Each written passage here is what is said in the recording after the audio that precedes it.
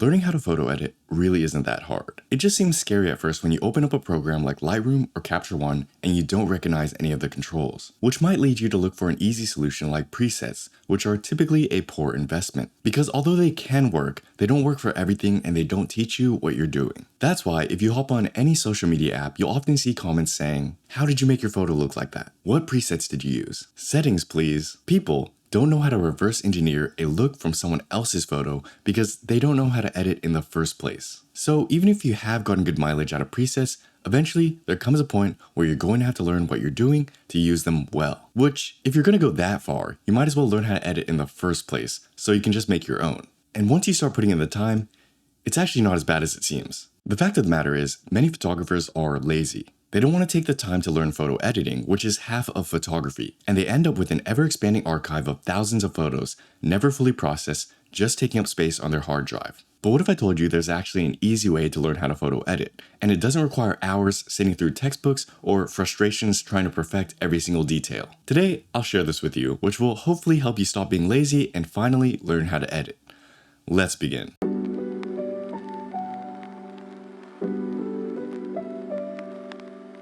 Step 1. Get used to the interface. Learning how to photo edit can be simple. The first step is to just get used to the interface. Like any other program, Lightroom has a bunch of unfamiliar buttons and tools, so simply understanding what you're looking at comes first, and then it gets easier from there. It's honestly like switching systems between iOS and Android or Mac and Windows, or maybe even driving a different car for the first time. At first, it's really weird. But over time, you get used to the interface and what does what, and eventually you stop thinking about it altogether. Learning Lightroom or Capture One is the exact same thing. If you're just getting started, it'll take some effort and a lot of Googling, but that's just how it is in the beginning. Eventually, you'll become quite proficient and know where everything is. You just need to get over that hump and not quit early, simply because you're looking at a foreign language. Stick with it. Personally, what I found most useful when it comes to learning new programs or interfaces is to learn through tasks, not time. Instead of saying, I'm going to spend an hour learning Lightroom or photo editing today, which never works, give yourself an assignment. It could be edit 100 photos a day or copy X photographer's photo edit. For me, I prefer the first. It keeps things simple and I can still experiment along the way. As people, we learn best through application and active recall. If we're doing something a lot and need to remember how to do it, we're less likely to forget it. But if it's some niche math equation from high school that we never use, we're never going to remember it. If you don't use it, you lose it, right? Inversely, if you keep using it, you'll remember it. Furthermore, giving yourself a task forces you to learn the necessary tools to complete that task. It serves as a razor for what's important and not important. In Lightroom, there are dozens of tools we can use to edit our photo with, but not all of them are necessary. So some people get caught in the trap of learning all these fancy tools that they will rarely ever use. However, learning as we go is actually appropriate for something like photo editing because it'll save us so much time. If there's a tool or something else we need, we'll figure it out then. So giving yourself an assignment like edit 100 photos can teach you photo editing within a short span of time, because you literally can't complete that assignment if you don't know how to edit. To do this task, you'll probably have to Google a bunch of stuff and learn a bunch of things, which means the first 10 edits might take a while. But by the time you're on your last 10 edits, you have a pretty good sense of what you're doing, and it'll take you less time to edit those last 50 than it did for you to edit the first 10. You'll also be much more comfortable with the interface, you'll know where the things you need are, and you can forget about the rest. It's better to be proficient in the few tools you use 90% of the time than widespread amongst a bunch of stuff you never use. So that's step 1, getting used to the interface. Let's move on to step 2.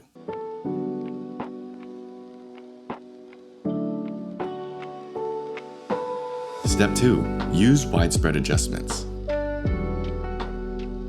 Have you ever watched photography content of someone online masking a certain photo and then showing the before and after, and then everyone in the comment section goes crazy? That kind of content has been doing really well lately. But what if I told you that 99% of your photos don't need that level of detail? You see, within Lightroom or Capture One, the most important tools are your very basic ones. Things like split toning and even color curves and color wheels aren't necessary for most people, because although they can be very powerful, they can also be quite situational, meaning if you use them wrong or for an image that doesn't need it, it can make your edit worse, not better. Furthermore, it can be quite time consuming to edit to that level of detail for every single photo. So although it can get a lot of traction on social media, functionally, not every single photo needs every single tool. And like many things, for photo editing, less is more. In fact, I've saved a lot of time and gotten a lot better at photo editing simply by focusing on widespread adjustments. What do I mean by this? I mean that photo editing has components to it.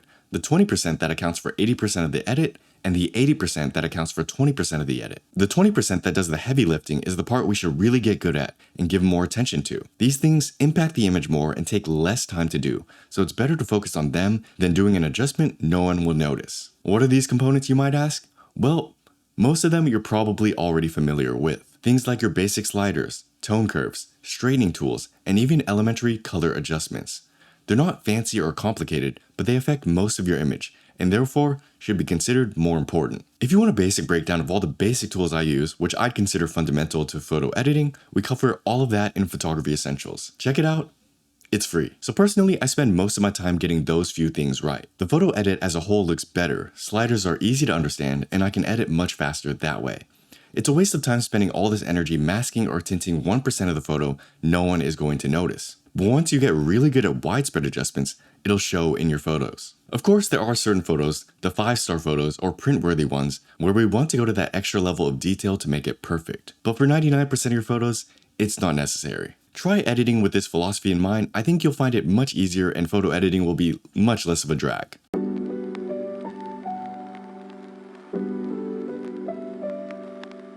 Step 3.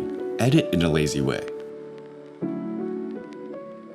Once you've understood the interface of the program you're using and have learned to edit with widespread adjustments, you pretty much have all the tools you need. Photo editing really doesn't get much more complicated than that. From here on out, it comes down to figuring out the workflow that best suits your goals and the end result you want. If you're just taking photos of your family and friends, you might not need the best photo edits, or maybe you don't need to edit to begin with. If you want to make prints and put them up or sell them, well, you might just have to go the extra mile for that. The better outcome you want, the more effort and patience is required.